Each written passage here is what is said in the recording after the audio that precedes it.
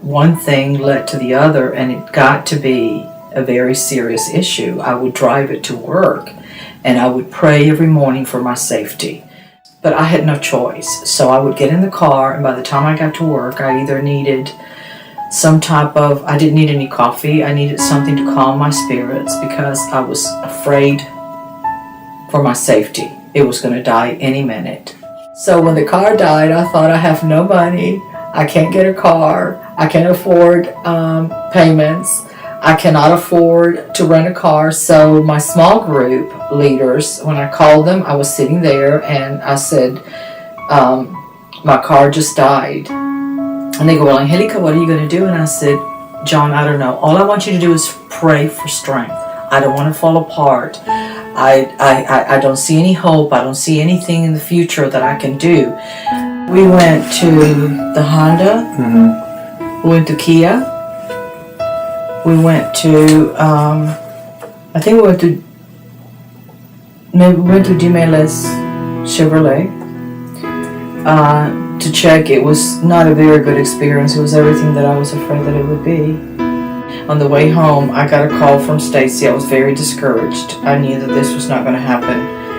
We were not going to get any kind of financing. We were not going to get any kind of help. And so Stacy said, I have got some good news. And I said, what? And she goes, what's wrong with you? And I said, oh, I'm just crying. I'm just discouraged. And I don't think this is going to happen. The door's been closed. And she goes, well, after 3 weeks of Chad trying to find and trying to find a car good enough for us to for you and whatever, they have not had anything to be turned in, and they just got one. They just turned one in. And she goes, can you believe it? It's a miracle. They just turned one in.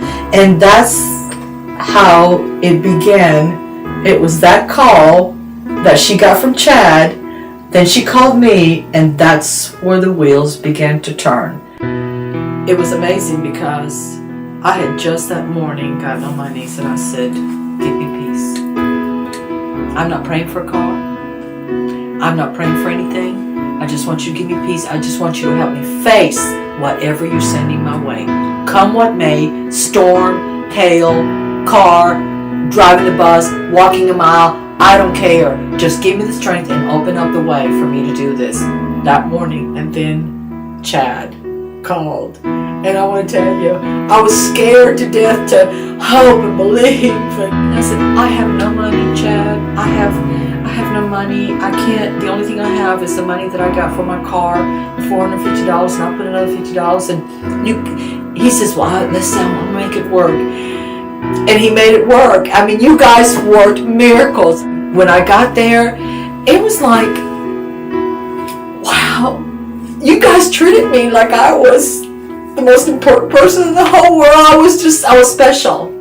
Since then, since I've got my car, when I got back Saturday night, late Saturday night, all day Sunday, I stayed home. I want you to know that I felt like the world I felt so relaxed. And the first thing I did was I had not seen my grandchildren and my children in 8 months because they don't live in Atlanta. They live in North Carolina. So last weekend was when I got my car, and this weekend I got in the car and I made it all the way to North Carolina to see my family, my children. So you went beyond, and further than you could have ever imagined. For me. It's changed my life. It has changed my life. Me, a single woman. They made it possible. You made it possible. Thank you.